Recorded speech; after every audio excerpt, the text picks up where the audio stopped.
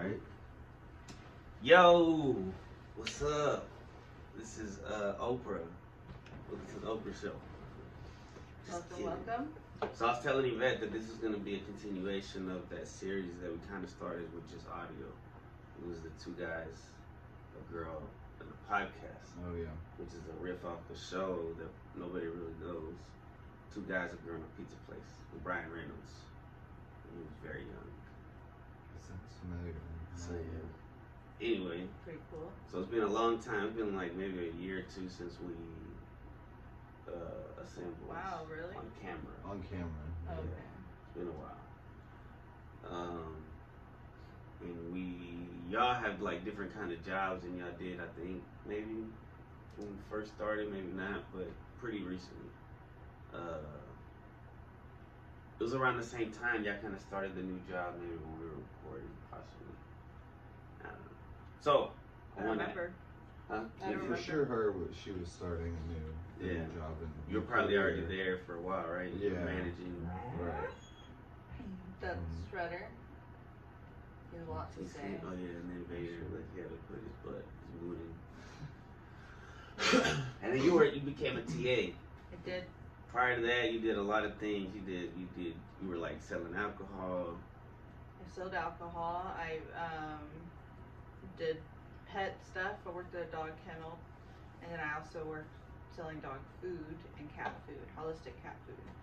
And then I decided to get into children. I decided to work with children. Pause. Nice. Yeah. Get an education. Get into education. Get into working with children. Yes. Why? Um, Were you copying me and your mom? I actually, my whole life, I've always said that I did not want to work with children. But when I worked with animals, I started to learn that, I don't know, that the kids are usually the ones who want a pet. So I wanted to learn how to educate kids with pet nutrition eventually one day. And then just during that small journey, I started working with Girl Scouts, stuff like that. Yeah, I forgot about that. Just so. What'd you do with Girl Scouts? I worked through, I don't know if I'm supposed to like be able to mention them, but I worked through AmeriCorps. No, I just mean, what did you do? Like, what were you doing? Like, you were just like a camp leader? Like I was what's it called? A camp counselor. Counselor. But on the resume, program facilitator. So you like orchestrated some of the events and stuff. You're Yes. playing like a teacher assistant in a way, right? I was like, we were like teachers. Yeah. And because we also had to create the curriculum and stuff like that. Which is like, because it was a STEM camp. But anyways, that just led me to like, okay, no, like I think I really like this. And I also, I really wanted to get the summers off for once. That would be cool. Huge plus, yeah. Vacation, those Anybody who things. says that that's not one of the main reasons is lying. It's needed. It's definitely needed. Especially because the pay isn't great. I made more doing alcohol, like selling alcohol and stuff like that, even though it wasn't Getting inside of alcohol? It wasn't consistent work though. This is consistent work. Right. It's always gonna The kind of be insurance, around. there's some stability. Even though they'll change your position at any moment, at any day, even though without any, whatever, which is what has already happened to me, which is why I stopped. I was a teacher assistant for ESL, and Eastside locals, they say. Eastside locals. No, I'm just kidding. No, they're English as a second language. and I went in feeling like I didn't know Spanish, which I grew up around Spanish and I've studied Spanish in school, whatnot, but I never thought. It was bad Spanish. I never thought that is even what I would even consider wanting to do. But then I grew somehow a love for that, of wanting to help people who just got into the country. Like your dad. Maybe like my dad, but also like my grandmother more than anything. Because my dad was already adult when he got here. My grandma, so he got here by choice. So He was that's like brought here without choosing it, grandma.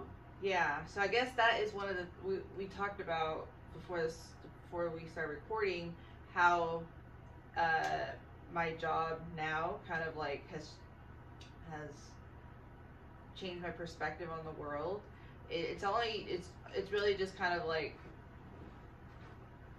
made me focus or even realize that that's an issue or something that someone really goes through, that coming to a country and having to start all over. And that sounds basic, we hear about it all the time, but to really see it, to really see the kids feel it, like, yeah, and then realizing, you know what, this is not just me helping a kid, this is helping somebody who's like in the end kind of like my blood.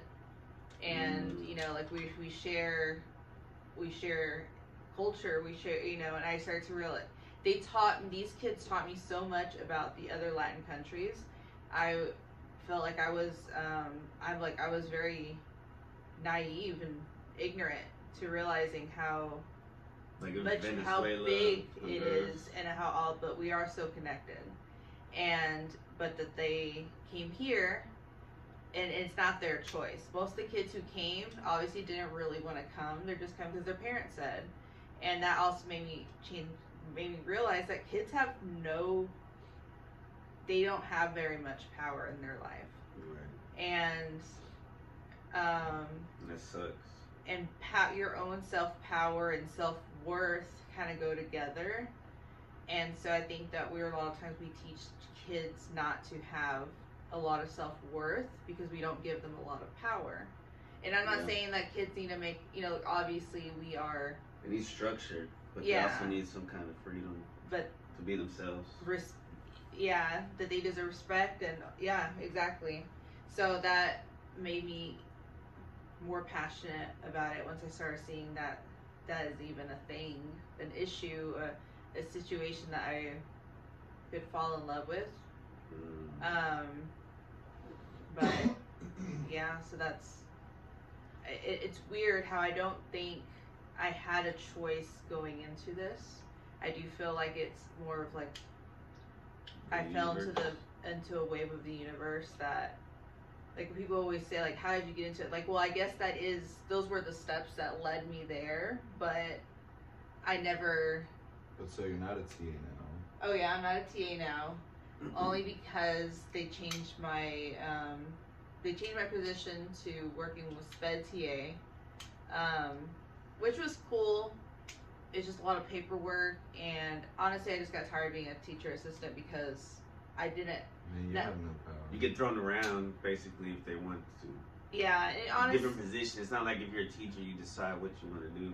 You have to go by the rules of the adult and act like you're always on the side of the adult and try to read their mind constantly. And then if not, it's kind of like once they have to tell you everything to do, at that point you are in a submissive role, and now so it's weird with the children. I wonder if, because those are middle school kids. You know what I mean? Like, kind of, like where I become like a kid too. Like, I'm sorry, well, it's not my rule. Well, even if I feel like what the kid is saying is logical and I stand by them, I hate that I can't go by the side of the child. Otherwise, I'm going against my coworker, which is kind of like, I always feel like, fuck that, you need to go with the side of the kid. But in society, and as a good coworker, employee, you're supposed to submit, stand by what they're saying. You know what I mean? Like, and it's awkward because also as a teacher assistant, you need to have a bond with the teacher for it to be smooth and cool and productive.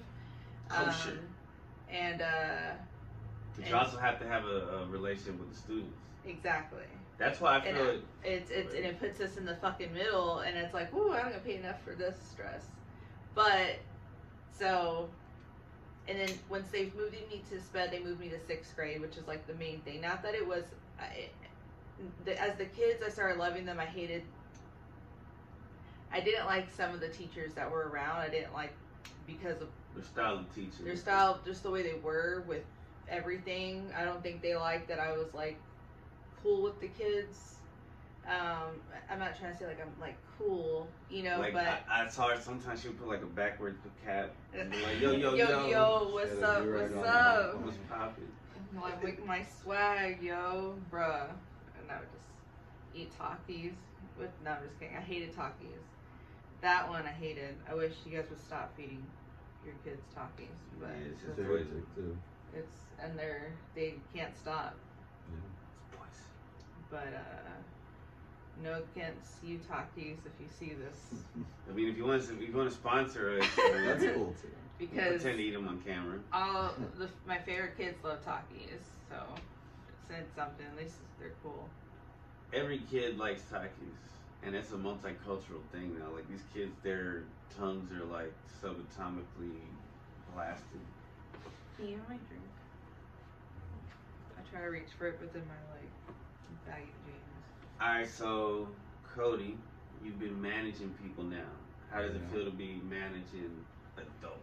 Because that's kind of crazy. It's weird, and especially with half of them are older than me. And so that's even weirder, like telling a 60-year-old what to do, and then, or usually it's pretty chill, like everyone just listens to their boss for the most part, right? But sometimes they'll be like they don't want to do that, and then that's awkward when they're older. So I feel like I'm talking to my grandpa or something, like, just listen to me. Right. But it wasn't really a challenge managing people up until recently. I don't know how much.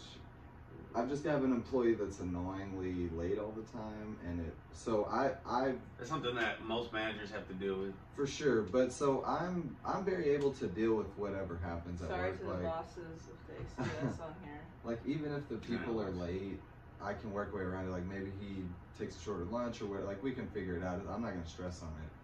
But now I've recently had where the other workers get mad at him, and so they feel like, why should I follow rules if he's not following rules? Man, they're just like. So it puts you in kids such in a an way. awkward position. Cause sometimes you have a kid who's like, they just need extra time to. Yeah, exactly. To like roll around, like in pre-K, for instance, and the other kids don't necessarily need that. I'm like, just don't even worry about what's going on over there. Exactly. But there's gonna be those kids being like, Well, why? I want to do that shit. That's not fair. Yeah, that's not fair. Yeah. Like, The why other day can't they you do almost that? started a little like revolt at work while we're waiting for him while he's late. He's like 5 minutes late, 10 minutes late, and they're all just like, no, fuck that, and getting all pissed off. And as soon as he walked in, they were all like, what's up? Like, I didn't even get to say anything to the guy first. They were all just like, what's up? No excuses. We don't care. So they charged him up about it, which is a little cool. I kind of like that in the sense of like, okay, so I don't have to be the bad guy here. He understands. Yeah. You're Same pissing thing everyone happens like off. in the classroom. Sometimes teachers will use that like against the kids, like use the kids against the kids. Like so I'm not the bad guy. Yeah. And I think sometimes you need that. You need your peers to check you, for sure. That is That's true. part of being a good leader. Mm. You know, listening to everybody. And you know, it's interesting that you being a younger manager has showed me that like I don't understand why we try to put in so much focus into children telling them you have to listen because I'm older than you. Yeah. Because in the real world, as soon as you get a job, it does not fucking matter if your manager is younger than you. You have to listen. It does, you know, like my oldest employees are my most immature employees, so it's kind of irrelevant. Right. Yeah. It would be probably bad to listen to their advice. Yeah. To a person. Right. So being older doesn't necessarily nowadays, especially, doesn't mean much. There's so much information out there. Yeah. And that's a lot of the older people, like the subs and stuff, just like, do you know how much older I am? I don't know, just like that. Like that doesn't. Age and wisdom they're not the same. They don't coincide. No, nor does it mean like you deserve one respect more than the other. All just be. And I understand you should respect your elders, but you can't just a human being. Just a human being. Period, but not just because they're fucking old. Just because you're old, I'm gonna listen to everything. That's. They should get the same respect as a child. Like y'all are honestly crazier when you get older. So. Who's y'all? I think there's a lot of things that go into that. Why they. Yeah, I'm sorry, that got mean. But I just meant like, you can't be that mean to the kid because you know, like when you were a kid, you seeing these adults, you could tell right away, like, all right, that one's crazy. Yeah. There's just a little bit more reason in a child's mind for some, you know what I mean? For the most part. Yeah. It's a heavy.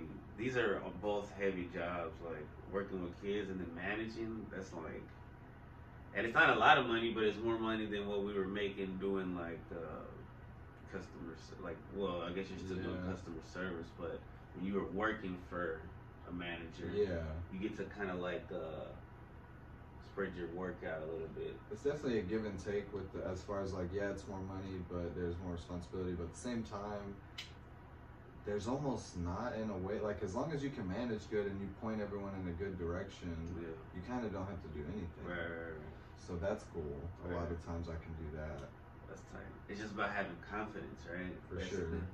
That's the same being with confident the kids. in your workers. Trust them. Trusting them, until they fuck up. Or knowing their limits. That's with kids too. Like you gotta like give them some trust. Right. And then until they like show you that they can't be trusted, and it's still like if people make mistakes, so it's like give them like, all right, well let's see if you can make up for it. Yeah. But I'm trying to get out of that. I don't want to. It's weird for me being at a job for like I've been here 4 or 5 years. And for me, that's so long, bro. I've never stayed at another job probably longer than 6 months, maybe a year. Maybe a year. But so staying in the same position at this place, I can't do it. I moved around a lot. Like I was in a warehouse, then I was at this store, that store, and now manager. So I'm trying to I'm thinking about doing like outside sales as like the next step, because that's also where to get more money. Interesting. And it's different. It just changes it up. I think you'd be good at that. Yeah. It's worth a shot, and then if it doesn't work out, you can just go back to managing. Sure. That's tight. Yeah, as a TA, there's not really anywhere to go up unless you get your degree. Right. We've had a few lunch ladies who became TAs because the lunch ladies, they don't get paid in the summer, they don't get the holidays. Oh, really? Right. So they started, and they're hard workers. Like those, some of those lunch ladies are dedicated. They've been there like as long as I've been there. I've been there for 10 years. 10 years is crazy for me being somewhere because before that, the longest time I was at Levine's like maybe 2 years and not even. Really? I felt like you were there for a long ass time. To me, it felt like a long ass time too because I guess it was just a big, impactful time. It was a big part of my life. Yeah. I had dreams for years about it. And then so eventually I went in there because it's like a furniture store now. Oh yeah. And I went to the back. I was just looking around and I was just reminiscing. And then I saw this sign that was in the wall, like indented in the wall. And there's like this plastic thing that was covering the sign. So I kind of like took out the plastic and got the sign. It's just like this kind of like not cardboard, but some kind of plastic. And wait, this is your dream? No, this is in real life. After having all those dreams, I decided to go there. And so I got this sign that said, "Thank you for shopping at Levine's." Right? It was red letters. And I was like, maybe if I take this with me, I'll start having a dream. Yeah.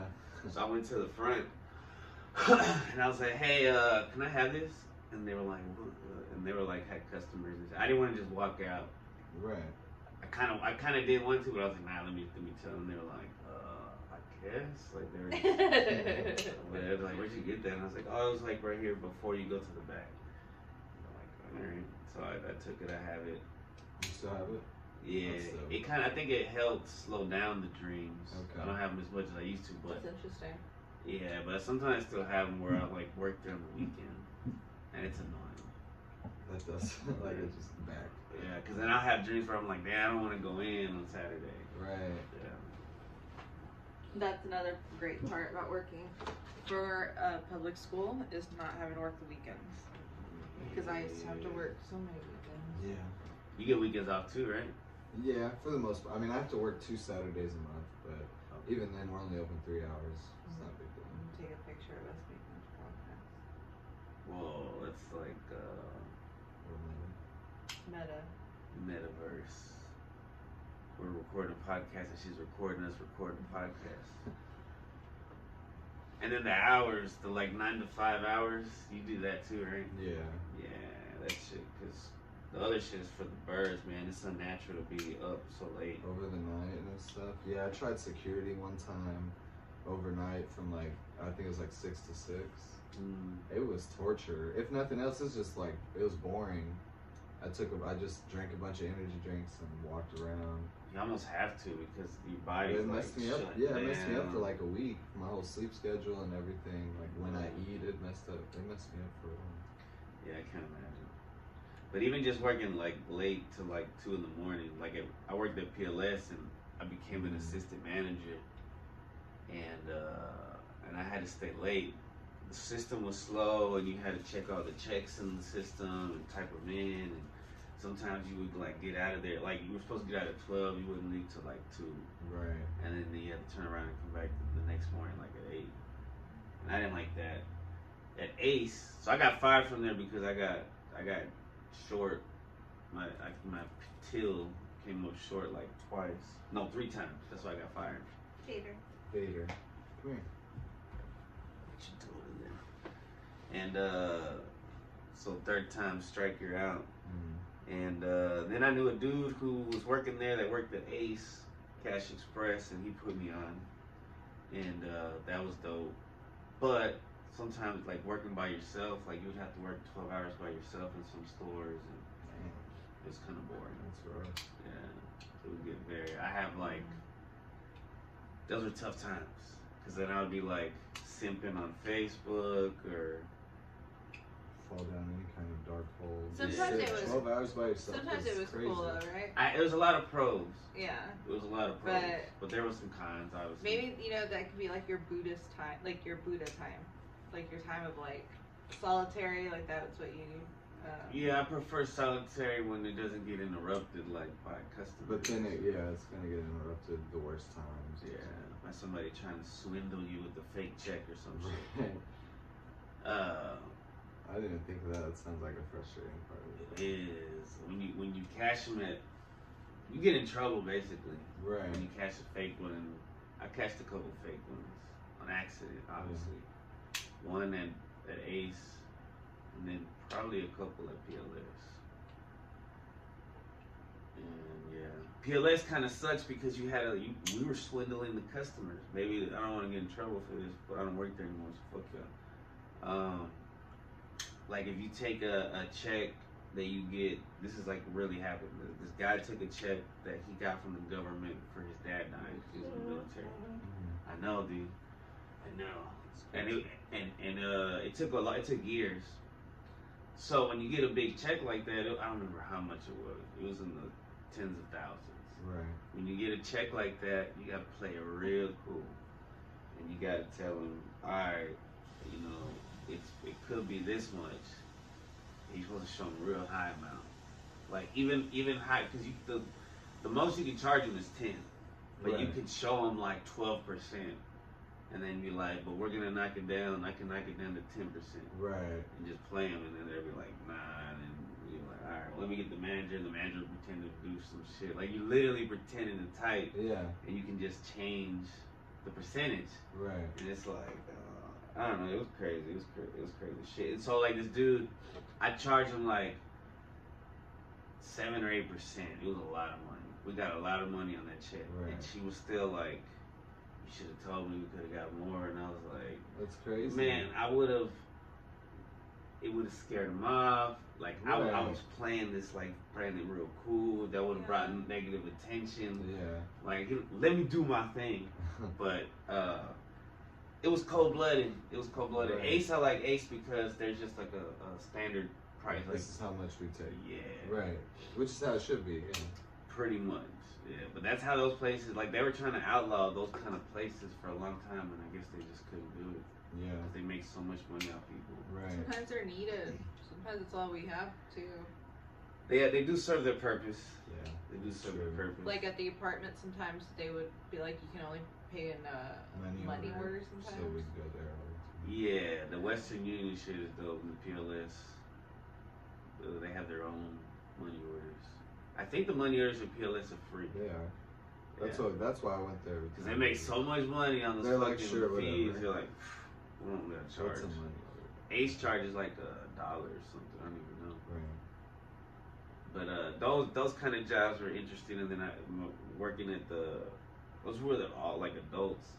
That kind of pushed me to when Mom was working at the school, and she talked about working at the school, and she was like, "There's openings." because before that too, I worked at the movie theater, and that was kind of crazy because it was at Hollywood, which is R.I.P. They knocked that bitch down. But it was a shitty building. The plumbing was bad. So one time it was like flooding and shit was everywhere in the women's restroom, and we had to vacuum it and then pour it into the street. It was disgusting. That's crazy. I wanted to quit, but I didn't quit. I was like, no, fuck that. So like now it's like it's tough, but I get more, and I guess the benefits you just gotta. Yeah. Yeah. The benefits are good. The pros and cons. Benefits meaning like health benefits, but also benefits like the hours and the right. Like the health benefits it's really are intriguing, but they're consistent. Mm-hmm. And sick days, you get sick days. Yeah. Yeah. I get sick days and vacation days, but That should just be for everybody. that needs to be mandatory. Yeah. But like normal U.S. jobs. world, Yeah. U.S. government. Hey, if you're listening, we know you're listening. But yeah, because normally it's like you work most jobs. You work a year and then you get like a week. Right. And then you work another year and you get like 2 weeks. Yeah, that's crazy. Like you're working a whole year. And then like hopefully you put it for Christmas or Thanksgiving. That's some Mr. Scrooge. Scrooge rules right there. Yeah, I'm really lucky. I work for a small company at least, so like they're more family values. Exactly. Yeah. For real. I mean, like we got a cousin that works at Quick Trip, and to be where he's at now, to pick the store he's at and be the manager, assistant manager, whatever, he had to work the overnights and he had to be on call and work at different stores like all over the Metroplex, and he had to do all that, and then but now he has a store, but that's like a tough ass job. Now he can pick his hours. Now he works Monday through Friday. That's But the 24-hour shit, that's crazy. That's a lot. Which I do miss. I miss Walmart being 24 hours, but it is not that fair. Yeah. I mean, some people just can't sleep. Nobody can really function that much. Like if normally, you, right? Yeah. Sanely. Yeah, you end up going kind of crazy. Or how can you do that without drugs? They're probably all on the room. Yeah. Especially if you're working overnight. Like, that's how I couldn't go back to being a server, I don't think. Just because it's so demanding for... And like Hollywood is doing it too. Yeah, like you have to be always like, you know, upbeat and not annoyed and having a good time. But see, when I would do yayo, maybe in the beginning, but then I'd start coming down. I guess I'll need to keep doing it until I got off. It's kind of like caffeine. Caffeine to me wears off. Yeah. Yayo would make me not friendly. Oh, you had other things. I had other things. You went a little bit taller. That M word. I used to live like a rock star. Yeah. Breaking Bad. Right? Yeah. Yeah, that's just crazy. And I accidentally did it one time, but that's a story for another time. He's told this story before. I have, probably with you on it. But I am the person. No, I don't know. But I feel like I saw it. I watched it. Alright, so working with kids, I feel like it's helped me with trauma. Because we have a lot of trauma from when we were kids. And I never really had to deal with the kind of emotions that I had to deal with at regular jobs that I do with. Like, I never really had a job that made me cry and shit. Right. But there's like so much emotional, it's physical, just because you gotta be on your feet. And they used to like maybe move books and shit. Well, and then you're with little kids. So little kids, who sometimes they shit themselves, and you gotta help them clean it up, and they be boogery, and then sometimes you gotta counsel. Basically, you become a counselor, as you know, to a lot of the kids, and then you hear the stories, and sometimes the kids will tell you something they don't tell their teachers. That you know what? I'm glad I said that. Reminded me. So I think we're needed to be the buffer, the nice person, because at home the parents aren't paying attention to them a lot of times. A lot of the kids, right? Especially the ones that need it. And then you go to school, and the teachers are pressured to get their scores up, so they don't have time to really talk to them. Yeah. And so there's that. The principals are worried about the same thing as the scores, so they can get more money. And it's probably wrong to say, but I think that's what it all is. And they also make it kind of hard sometimes whenever it's a teacher who wants to go everything by the book. Like, and not to say that they don't care, but the way that the system is made, it's like send them to the counselor's office, or so much a teacher can be done before a teacher has to just report it, and then it's out of the teacher's hands. Yeah. So then there's no, it makes it so logical, I guess, in a sense, but it's not always illogical. But actually, no, it's not, because the child needs help right then and there. They don't need paperwork. They need emotional support. They need emotional support. Yeah. So actually, in a sense, that's all a logical robotic thing. The way they make it do. Because that's the way we work, and that's how children. It's what they need to fully function, and it's already been. Everybody already knows that that's like the basics of like making a person work. I can't think of who is it. Something structure. I'm gonna have to look it up. Sigmund Freud, brain structure. That's only philosopher, not philosopher, but I think he was a scientist too. But or you looked that up. Sorry. No, that's all good. Let me take the time. 31 minutes, not bad. But yeah, so the teachers are worried about it, the principals are worried about it. Counselors is one counselor for 800 kids. So then the counselors are swamped. So they can't really make connections until it becomes a big problem. Until they start disrupting the class and shit. Until it starts becoming a problem for the teacher and other kids, they can't really focus on it. So then the TAs, I feel like it's our duty to be like, to make the sometimes small talk. Paying attention is the cheapest thing you can do that will change a kid's day. Maybe even an adult's day, maybe even a person. Sure. Just paying attention to somebody, which is harder and harder for people to do because their lack of attention span is increasing. And lack of empathy, in a sense, because it's like we're kind of like, well, if we're not giving it to each other, we have lack of empathy giving it to other people. Right. You know what I mean? Of giving that attention. Like, well, if we're not, I don't know how many times that I want to just be like monotone and not like smile at people, For sure.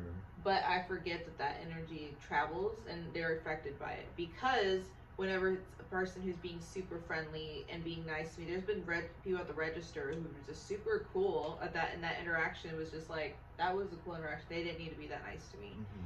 But It's realizing that it helps, and then I realized, well, like, that's why, like, that person and me are never gonna talk again, but that it does affect you. You know what I mean? It's weird. So if those little small interactions can affect you, then imagine a kid. And they're growing, so it's a lot of times it's more impactful because they're not getting that on the day to day usually anymore. It used to be like, I imagine like the 50s, 60s, a kid would walk down the street and everybody's like, hey, and everybody's nice, Right. and they could go to the store and everybody's like proper and teaching each other shit. I found it. Yeah, go ahead. Maslow's hierarchy of needs. So there's the psychological needs at the bottom, which they call it breathing, food, water, shelter, clothing, sleep, which I find it's weird, that's psychological needs. But I guess that's saying that you need these for even basic. Yeah, because you'll go crazy with that. Without any of those. Then the second one is safety and security, which is health, employment, property, family, and social ability. The third one, love and belonging, friendship, family, intimacy, sense of connection. The fourth one is self-esteem, confidence, achievement, respect of others, the need to be a unique individual. And then the top of it is self-actualization, morality, creativity, spontaneity,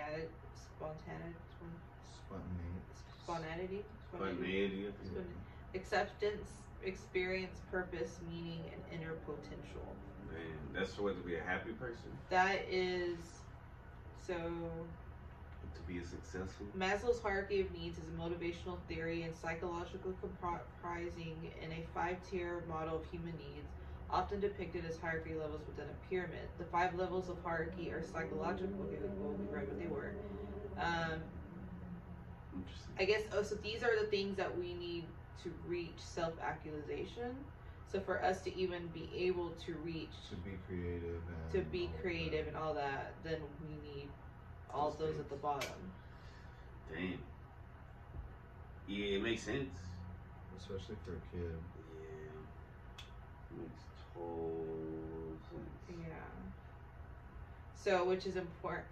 It's important to feed your kids healthy food because otherwise they can't reach.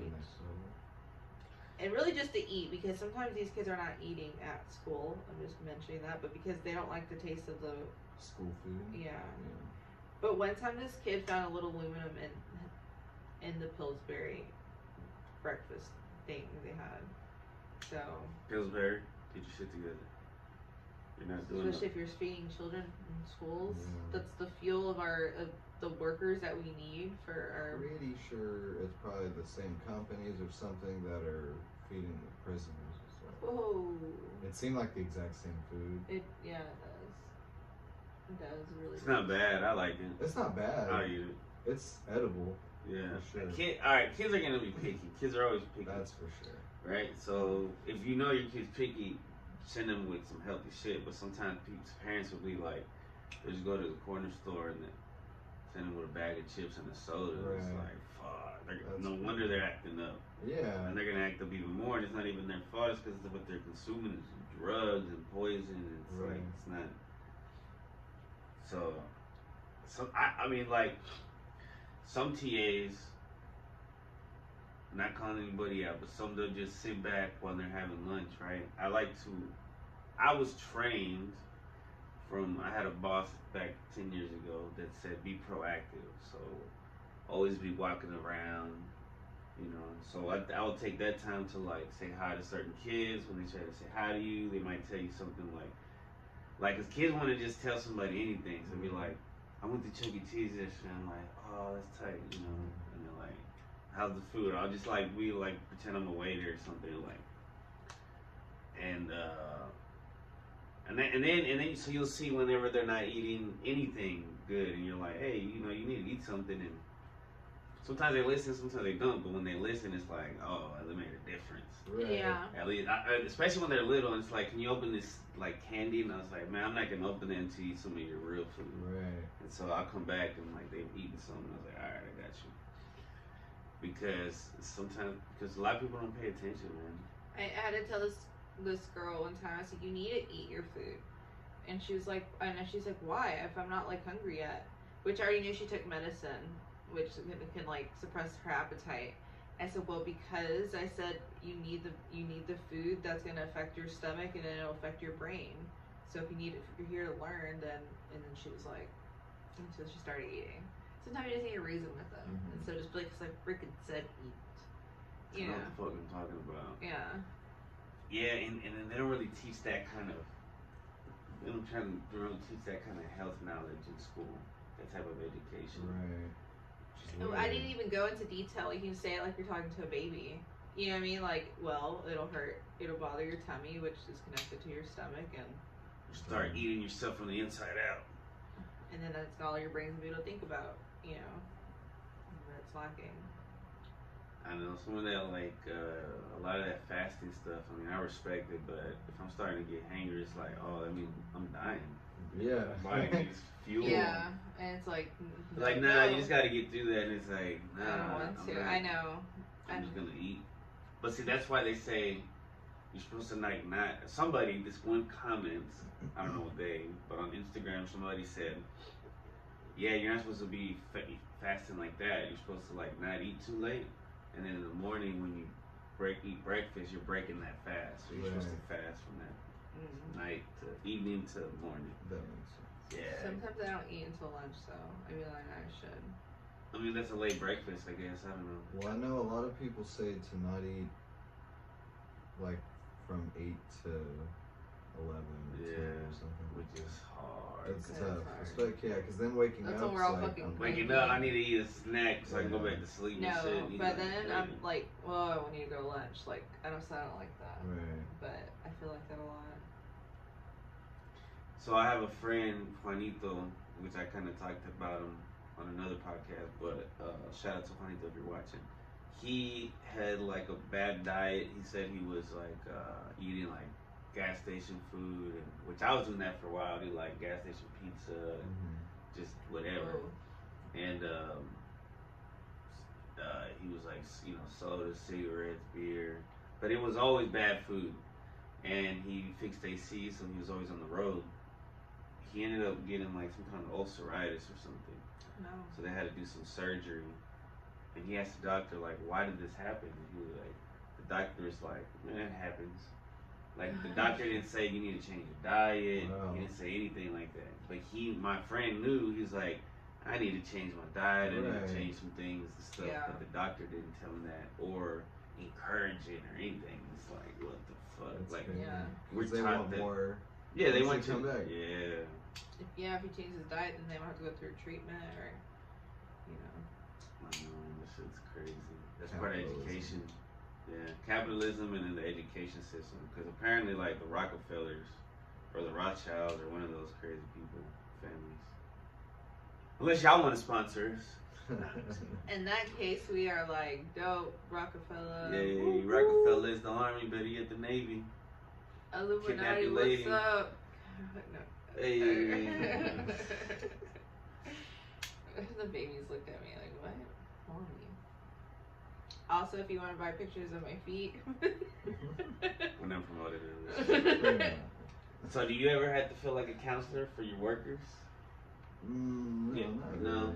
I mean, I get for, you know what, maybe for the older guys, because I think, and this get heavy, but like their friends start dying off, right? Like when you get to like 70, you know what I mean? People start passing away and stuff. And so they don't really have people to talk to about stuff. Right. So I do have to pay them attention. at least listen to the stuff, That can make a big difference for somebody, man. Kid, adult, just listening to somebody. Yeah, at least once in a while. Some people can just talk and talk and talk. Well, especially in a situation like that, that's like really important. But at the same time, in my industry with the like automotive industry, all these dudes are like macho, bravado, like I'm a man, very stereotypical guys. So like they don't even want to talk about a lot of stuff anyways. Or when things get too serious, someone's gonna call someone gay or something. You know what I mean? Yeah. So that gets avoided a lot of the time. I feel you. Yeah, working at elementary school is a very emotional place. I can't imagine. And it can get you. It can get you. Working with a lot of men sounds like it's emotional too, though. There's just like There's a lot of holding your emotion in. Just like a few emotions. Just like anger or frustration. Yeah, just those type of. Or joy. Sometimes like, joy, it is look cool at this to work car. with Yeah, my there's boys. a lot of customers come in like, look what I did, and they're super stoked about it. It's something. It's some kind of camaraderie when you work with similar people. Like, other people, like my friends on the Odd Pod, they work at UPS, but I guess it's not all guys. It's a lot of guys, though. Right. So it's the type of camaraderie. But I mean, I like working with there being some ladies around, and makes it more interesting. I guess I would get bored. Right. Speaking of ladies, feetpics.com. Alright, you want to wrap that up? Yeah. That was good. See y'all next time. Peace.